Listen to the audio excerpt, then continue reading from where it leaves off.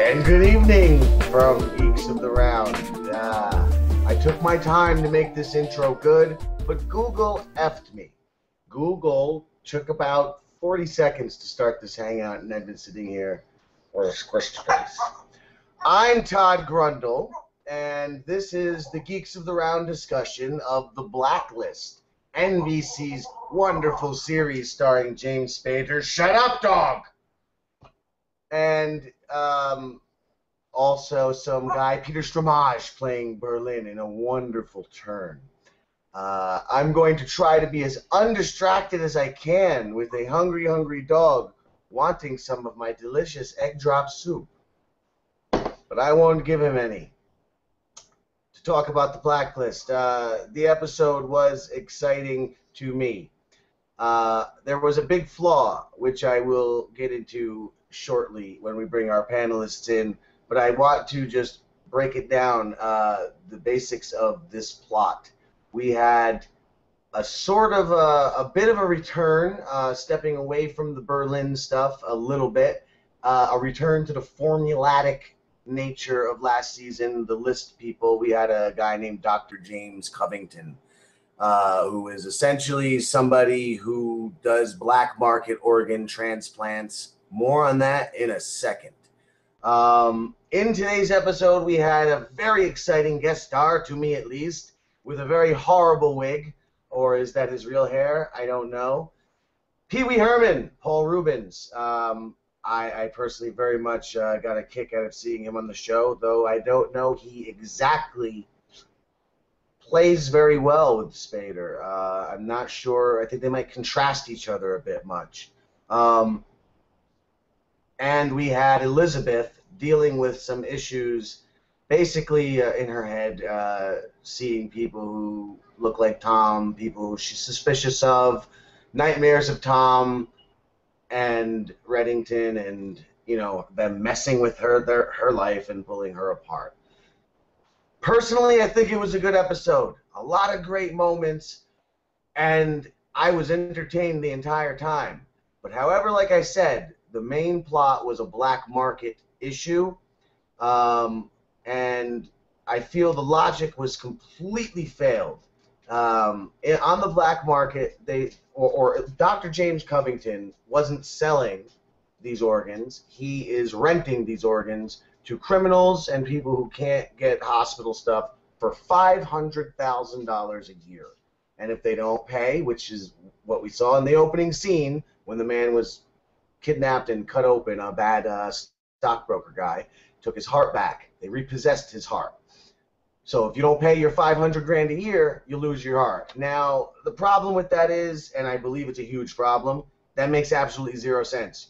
If you're a criminal, especially a top-level, everybody wants to kill you criminal, you easily have access to black market organs and black market surgeons, and you can get the whole thing done for under $100,000, I would assume.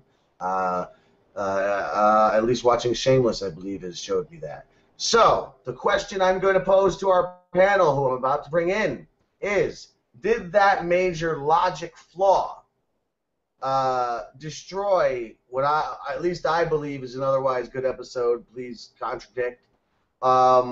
Or was the episode good enough that you can let that flaw go? And let me bring in our panelists from left to right, not black to white or white to black.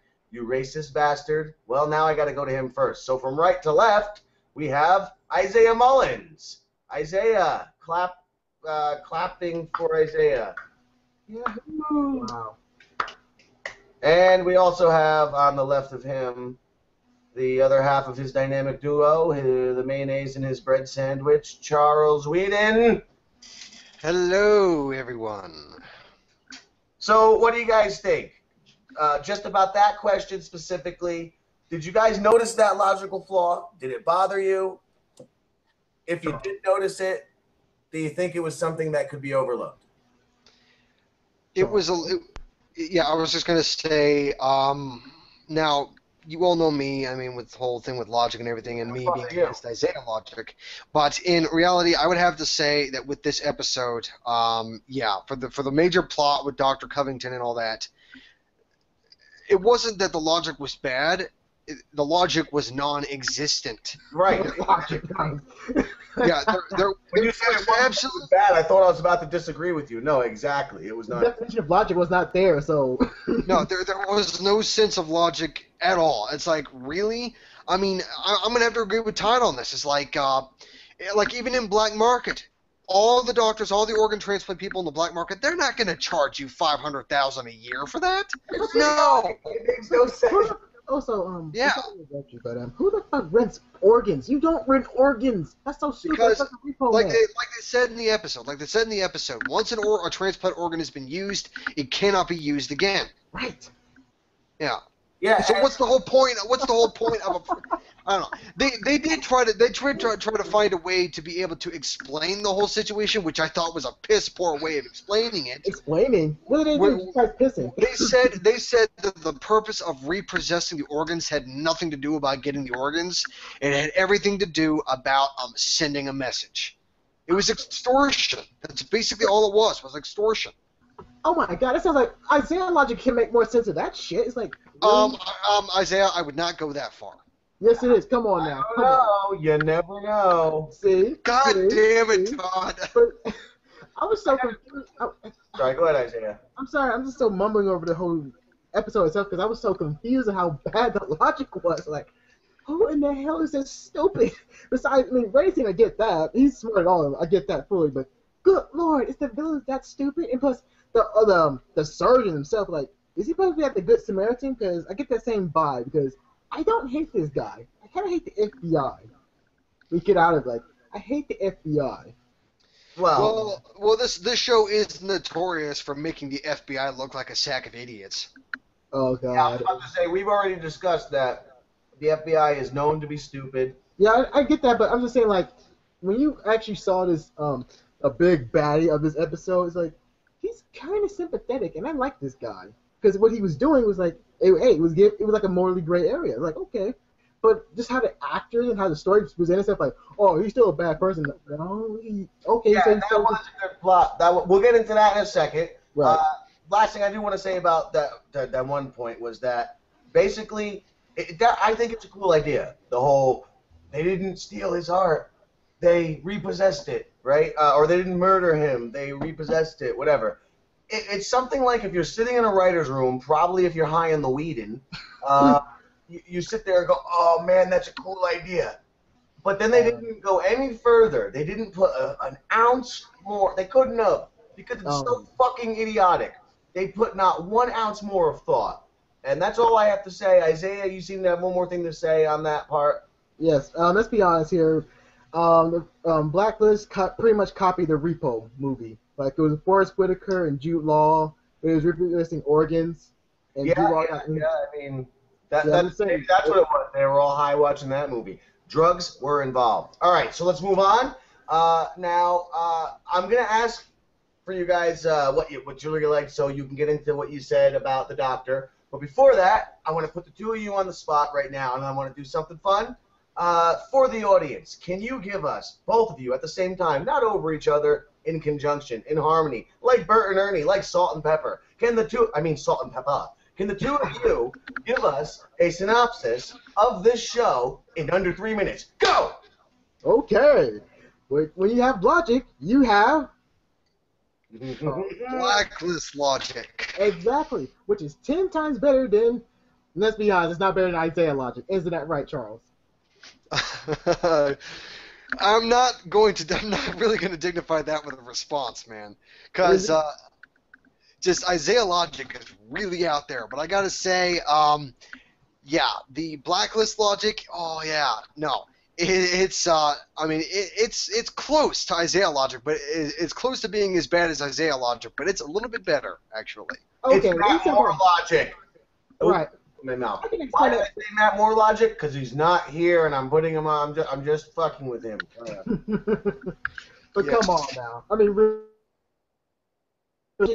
I'm very brief because my good, better half will actually explain this much better than I will.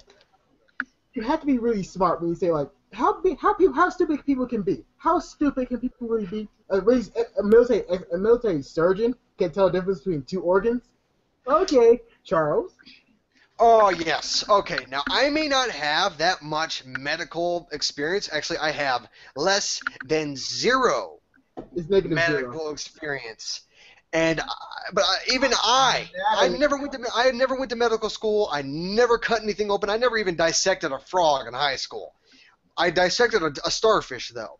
But anyway, I would say that I gotta say that guy. Seriously, I mean, what the hell? I mean, of course, even as a combat medic, it doesn't take a surgeon. It doesn't even take a nurse to tell the difference between a human heart and a pig heart. Now, I acknowledge the fact that pig organs are actually remarkably similar to humans. I heard that. But there is a difference, and somebody who has medical training will be able to spot that difference. Right. And also, a fun fact, folks, Charles has actually killed Patrick Starr in high school. What? He said he dissected a starfish. That I did. It was during biology class. But anyway, exactly. He killed Patrick Starr. Okay, whatever. We're going off track. But, Sorry, Patrick Starr is Isaiah code word for something else. Let's carry on. It's a very good code word. Yes, but it's just that whole thing that was going on with being able to tell the difference between pig heart and human heart. Yeah, I don't know where that guy got his medical training. Probably at some idiot college. Craigslist. He got it Craigslist. Yeah. I don't know. It was just stupid. I mean, I'm gonna agree with Todd. I mean, the majority of this episode was enjoyable if you ignore the plot. Yeah. Everything else about the episode was awesome except for that piss poor plot. No. The best part of all time was the Battle of the Wigs. Yeah.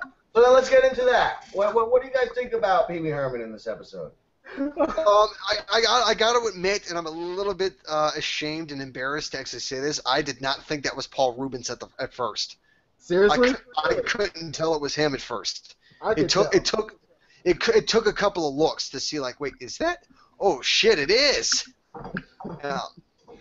And I was waiting. I was waiting for him to do that famous Pee Wee Herman laugh. Yeah. And I think his story was pretty cool, which basically, if I'm wrong, correct me, please, because I was a little bit questionable. Stop it, you guy. I believe his story was that we're watching it. He is an agent of Berlin, and he is trying to get some people to cross from Red's organization to cross Red. Now he gets some people to. Things transpire, and we come to find out that actually Pee Wee Herman, whatever his name is, I forget. Vargas works for Red. He doesn't work for Berlin at all. Oh God. Correct? Is that did I miss something? Because that's what I got from it. Yeah, no, he works for Reddington. Reddington. But that was about to that too. It was so confusing too. It's like, what? It goes from last week's episode too. Like, wait, so Red did all this? Like, is Berlin even that dangerous? Because it's mostly Red doing all the heavy lifting here. It's like, what's Berlin doing? What's he doing? Just sitting on his ass, just playing with his thumbs, or thumbing his ass? What's going on? Because it's just Reddington's doing everything else, literally. I don't know. I mean, yeah, I would have to agree. Yeah, Reddington is pretty much doing all the lead work. In the entirety of this season, all that we've really seen Berlin in is maybe the first and second episode, and that's it. And the only episode that he was in most of the time was episode 2, with the famous Coney Island blowjob. Exactly. And a lot of seen this season too. So really, Reddington really is holding up this show. Yeah, pretty much. Yeah. And also, let's be fair too, folks. Which is good. Very quickly. And those will be a little dissection. I'm sorry, Chalk, but I have to say this. It was very funny too. Elizabeth King wants to have a threesome with Tom and Red. You know what? I'll let Charles. You can contradict in a second, but I actually might agree that I think there was a bit of a sexual undertone to that dream. Maybe though that's because James Spader is such a creep. Charles, you were gonna say? I was just gonna say if that is the case, and it turns out to be that Reddington is going to be Elizabeth Kane's father, ew. Hey, now we don't know yet. It's like Dexter, remember? Dexter and Deb. I don't even know where that came from, but that's a time for a different discussion. Yes. Speaking of different discussions, that 3-minute synopsis thing has long passed, and we kind of didn't really do it, but it was a good shot. So let's get into everybody's favorite moments, least favorite moments. I'm going to start out with one thing because I just reminded of it. Yo, that motorcycle crash. That was pretty friggin' intense for NBC and for Blacklist. Thank God they moved away from explosions and into killing people with cars. I'm sorry, but I like that scene, but it was so funny because how cartoonish it was. Like, wow. He couldn't, like, look forward. Polarized by that car. Like, literally. But how it all went down is like, the FBI was trying to tell him, right? It's like, dude, you can't tell worth a shit. Because he can see you miles away. Because the traffic was so slow. It's like, why are you speeding up? That falls right under the FBI is stupid category. It goes right in that fucking file. Right? It was a big old parade. His guys can still see him like, oh, wait a minute, they're going so slow that the parade's going faster than them. It's like, wow. Okay, here's the FBI. Time to go. Well, I think that was my favorite moment this episode. It was no Coney Island blowjob, but what were your guys' favorite moments? And then we'll do least favorite moments. Okay, you go ahead, Charles. My favorite moment would have to be, it was actually happened late in the episode when Paul Rubens' character Vargas, when Reddington was trying to bait, I think his name is Igor. I think is his name. His old friend. How about this old Russian friend? His old Russian friend, yeah. And that's when Vargas is revealed to be working for Reddington. And then after Reddington kills Igor, Vargas is going like, I mean, I told you, I don't like the blood part. You should tell me about the blood part so I can leave the room. And then Reddington says, well, somebody get him his chair. He's going to faint. Well, I like that also Reddington blocked the body. Like, as soon as he goes, oh, like he remembered that. That was good. I liked it a lot. Body. Yeah, that was probably my favorite part in the whole episode. I liked that part, too. I was actually going to bring that up at some point. Right. And then for me. And to be honest, folks, I'm gonna get a lot of hate now, but I loved all the Pee Wee Herman scenes because they were so funny. This guy still cracks me up to this day, like because that wig, the whole persona, and I think him and Red actually had some interesting chemistry because Red can be a silly person, but Pee Wee Herman, he's always silly, no matter if he's in a serious role or a silly role. He was always like he's still funny. And I just kept laughing every time he came on scene like that. I don't care that Paul Rubens jacked off in a porn theater. I still think he's awesome. It's not like he went and pumped the poodle in 101 Dalmatians, you know? Right. But just let me say something real quick. Charles, and based on what Isaiah's saying now, Charles, I don't know, you said something just before that made me, oh yeah, the Vargas, the way he went squeamish and the way they interacted. When we started this, I said I was uncertain of the chemistry between Paul Rubens and James Spader, but now that we've gone this far into it and we've talked it out a little bit, I forgot that part, and I do like them together. I'm agreeing now with everything Isaiah is saying. They really were funny together once the twist was twisted. Yeah, I still liked it. It was like, and also I'm sorry to cut everyone off, but him working for Berlin, that was like the most laughable thing I've heard in my life. Like, really? Which part? What was the part? When we said Pee Wee Herman's working for Berlin, like, oh, he's no connection for Berlin, like, really? I bought it all the way till the end. Maybe I'm. So did I. I bought it until the end. I didn't buy it. That's the reason why that whole scene where Paul Rubens got squeamish was because the whole episode he was being a tough, serious, like brutish type person. I always got that thing where he may have been a bit squirrely, but give him a gun and he'll kill you and without even giving you a second thought. I'm sorry, guys, but I saw through that act easily. And when they did the whole reveal at the end where he got squeamish, I was like, okay, all right, this is more like it. And I'm like, yeah. The big reveal wasn't all too big because I kind of saw it was coming because, come on. Now, he was so skinny and pasty. Even in the movies, he was skinny and pasty. He would break like a frail little girl. So that's why I didn't believe it all the way. Like, no, look at him. Look at him. He's a skinny paced old white guy with a wig on. Come on now. Come on. He works for Reddington. Come on. Reddington's employees are all cartoonish characters that we all like Bembe. No, they're not. I mean, they're not cartoonish. Really? Bembe's one. The Mr. No, he's not. Bembe doesn't talk at all. See, thank you. Anyway, I would say they're more. You know what? I'm going to accept that as basically typical Isaiah logic and leave it at that. But that's actually true though. That's a little bit of a higher level Isaiah logic because he's saying cartoon and I would say comic book and both. I would say no way cartoon because that's too goofy. This show's not that goofy. Really? You said in chats earlier cheese. Yeah, there was a lot of cheese. And hey, let's segue with that cheese into our least favorite or the negative things. Oh, God.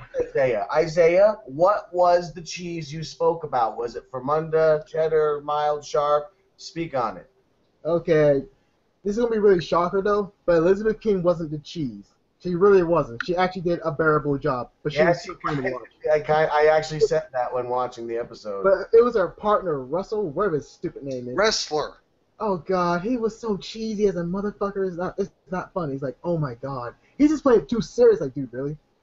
Get off her nutsack, dude. I would have to... Oh, go ahead, Isaiah. No, I was just laughing. Sorry, you go ahead. But no, I would have to say that my least favorite part in the whole episode is actually quite specific, and it does involve Wrestler. It's during the scene where they go into Dr. Covington's office in his examination room, and Keen is like, okay, if we were to take him in now, this boy will die. But if we let him perform the surgery, this kid will live.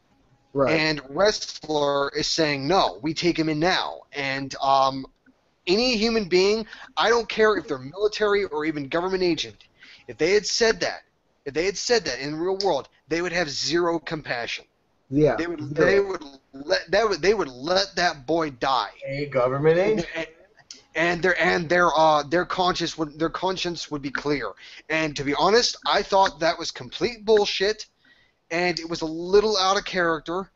And just a little bit, because I've always gotten the sense that Wrestler would be the type of guy that maybe he might be an idiot, but when it gets serious and gets down to it, he'd be the type of person that would probably do the right thing. He is on drugs now. This is not the right thing. He fucked up, and I really did not like that scene. I didn't. Very quickly for Todd actually talks about that scene more. It was that whole. I think that was the whole logic. That's why the logic broke down for me the most, because he had to see a psych, he had to see a psych person, and he's like blah blah blah blah. Like we seen from last episode, he had to see the psych doctor and all that nonsense. But out of nowhere, how does the psych doctor actually switch on the Keen's part? Like, wait, what? She's sane, she's bearable, she can hold her own. Wrestler, he's like a loose cannon. He's crazy. But you gonna switch the whole topic on her? Really? Keen, I would say, is not mentally damaged. I don't think that she's traumatized. I don't think she's traumatized as to what happened after Tom Keen. I think she's determined. Yeah, I think she's determined to get answers. Yeah. However, what's been going on with Wrestler, we don't know anything. At this current point, he's unpredictable. So what that psychiatrist had said, saying that he's fit for duty, I don't know where she got her doctorate, but she sure as hell didn't get it from one of the legitimate. I think he lied. I mean, to be honest, I think he really did lie. Like, really? Okay, did the black guy with the fake afro didn't tell you, like, okay, just her? Okay, whatever. Sorry, writers. You suck at continuity. Never mind. Oh, no, it's just, I mean, when Elizabeth King says that she's fine, I believe her. Yeah, I do too. I believe her, yeah. And that's pretty much all I have to say on that matter, so yeah. I think both of your gripes come down to drugs. Wrestlers on drugs and the writers are on drugs. Yeah, cocaine's a hell of a drug. Heroin is a hell of a drug. No, cocaine. Look, man, it must have been somebody's birthday. They had a big office party, and they had to get this episode done, and, they came into work high as fuck. And one guy came into the party and said, "Hey, have you ever tried some blow?" No. Have you tried Heisenberg? That's meth, not cocaine.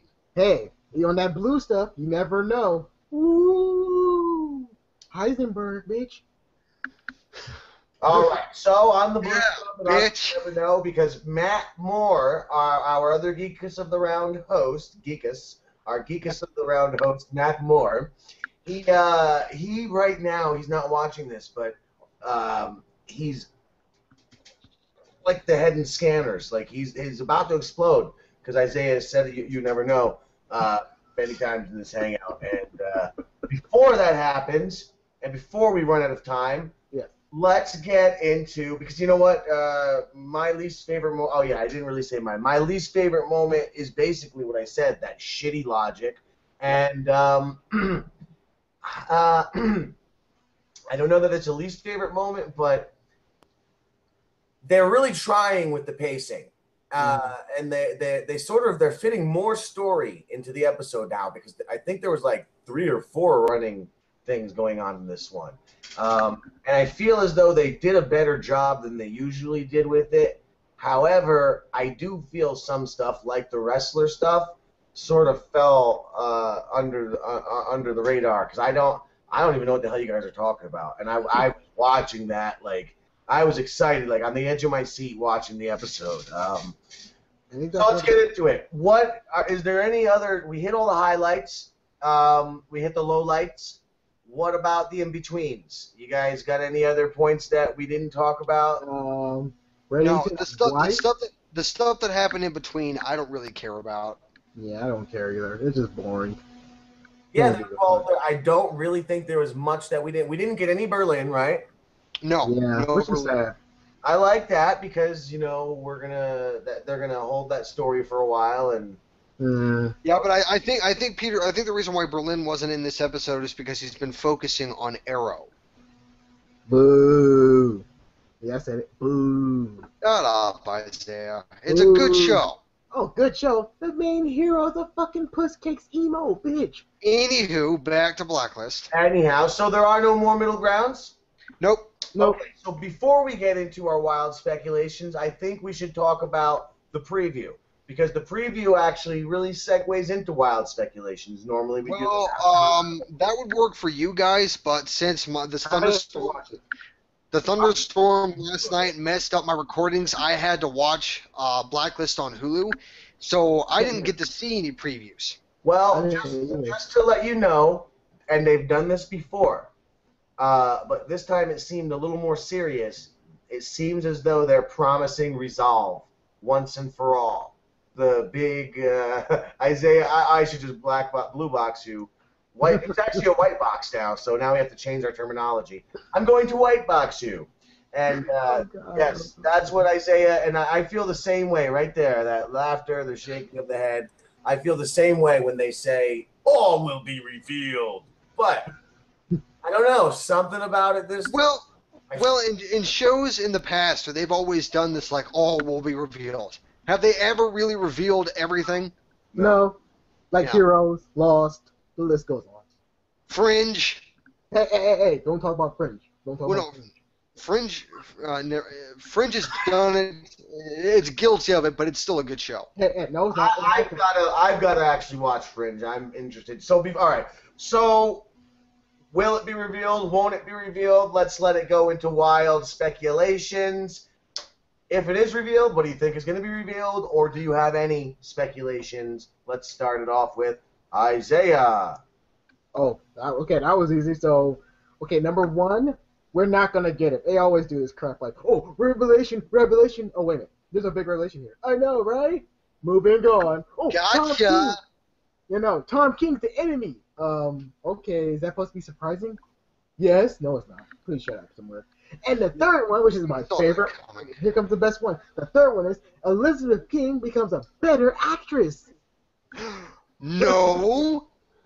Thank you, Charles, for actually saying that for me. Oh, that's my speculation, folks. You ain't gonna get it. It's gonna be some BS, and Elizabeth King is gonna be off actress, and so everyone else besides Reddington and Berlin. You see, with my speculation with Blacklist, that's the problem I've always had with speculating with Blacklist. I've had a hard time speculating with Blacklist for every episode since the start. So at this current point, I do not have Oh, speculation. dear God. Charles, make up something. Make up anything, please. I don't want to make something up that I know is not going to happen. Yeah, I'm the Please. same way with Charles. Don't say it, Isaiah. I will stop before Matt dies. I will stop him. I mean, I will say my speculation is the same as it always has been. So I'll refresh it for the audience who may not have heard it. Is simply that I think Red is Elizabeth's uncle, and now I'm starting to think Berlin might be her father. Charles, refresh the audience on what yours was as shortly as you can. Well, the thing is that my speculation as to who Elizabeth King's father is that I actually think that originally during season 1, I thought Reddington was going to be Elizabeth King's father. At this point, I still suspect it, but that suspicion is starting to die slowly. With Berlin, however, my speculation with that, however, is I think that maybe Berlin thinks that his daughter is dead, but it turns out that Elizabeth Keene is his daughter. Yeah, that's what I'm thinking. Like, and he doesn't know. Maybe he thinks Keene is Red's daughter because when he got the blowjob on Coney Island on that bench, he did reveal that he knows of Keene's existence. But yeah, so maybe he thinks Keene is Red's daughter. And I think Reddington, he may not be the one to have killed Berlin's daughter, but I think he's the one that took Berlin's daughter. He took her From a common enemy. He took her and he placed her. He gave her to that man that Reddington killed last season to be able to look after her. Yeah, but again, they say like an unknown enemy of theirs, like they're a big known enemy, which who we know where. We already know who their own enemy, like their enemy is to them. To those guys are. So it's the government. So Yeah. Well, I don't know about that because Red did say to Berlin. I mean, he could have been lying, but I tend to believe Red. And he said, "Look, we have a common enemy. Whoever told you that I did this is our common enemy." Right. Yeah. All right. Well, it's predictable. What else? Anybody has any other speculations? No, I got nothing. I got one more, folks. I got one more. Do it. Take us out of here, Isaiah. Tom will come back as a ghost from Roadhouse. Will he be a ghost with a beard? Maybe. You never know. Whoa. All right, so we need Matt Moore to not explode because tomorrow night, does he host that or Diano? Don't let me fuck this up. He hosts Flash and Guild. He hosts both. So Diano hosts the Arrow. Those tomorrow night, right? Yes. Yes. Okay, so tomorrow night, Geeks of the Round, same time as our two shows tonight. 6 o'clock Pacific time, Agents of S.H.I.E.L.D. 7:30 Pacific time, The Flash discussion. That is 9 o'clock and 10:30, respectively, Eastern time. Thursday, we are doing the premiere of Season 4, American Horror Story Freak Show. And so far, we were all cringing. We all wanted to die, but Isaiah looks like the only one left who still wants to die. But we'll see. We'll find out Thursday, 7:30 p.m. Pacific time, 10:30 p.m. Eastern time. Check us out. Check out all the stuff going on. Oh my God! Walking Dead Monday. It's happening. I believe that's 6 p.m. Pacific time. 7:30. 9 o'clock Eastern.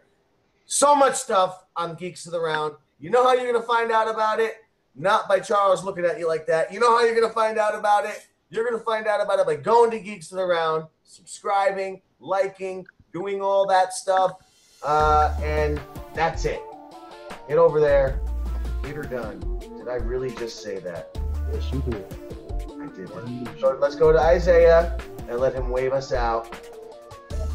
Think happy thoughts. Think about friendly trees. Bye, everybody.